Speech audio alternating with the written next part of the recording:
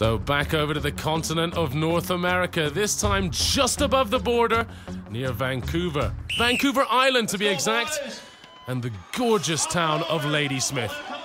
Dave Austin from Minnesota. Well, we saw him in Minsk in Belarus. He's back again, and this time very strong in the fingers, powering over each finger, one after the other. Franz Beil was who he was against. Didn't do quite as well. Then Ralph Baer attacked the next set in the next pairing. Baer managed to beat Austin, and that was a big surprise. On to deadlift.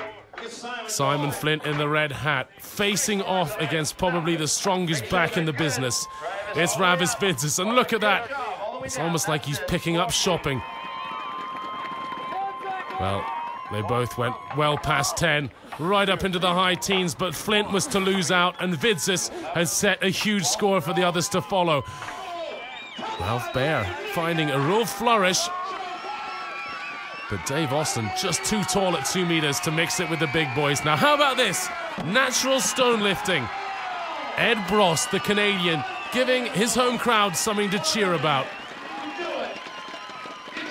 Ravis Vidzis, time not so good, but he got to grips with his final stone.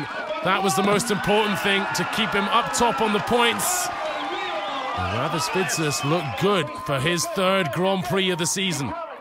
Well, Dave Austin here teaching Grant Higa just how to do a farmer's walk and a drag, using his height and body weight well. He had to lift her over this enormous log, which had been cut down from one of the local trees. You don't get trees like that over in Europe, do you? Look how big it is. Almost as big as Big Dave himself. Now, Dave put out a storming time, and it was down to the final pairing. Ralph Baer against Ravis Vidzis to see who was going to take the victory in Ladysmith. Well, Ralph Baer couldn't quite keep up with Vidzis. Or is it just that Vidzis wants it more than anybody else? This young man is so hungry for success. And once again, he gets it. Vidzis, 60 points, 3 ahead of Baer.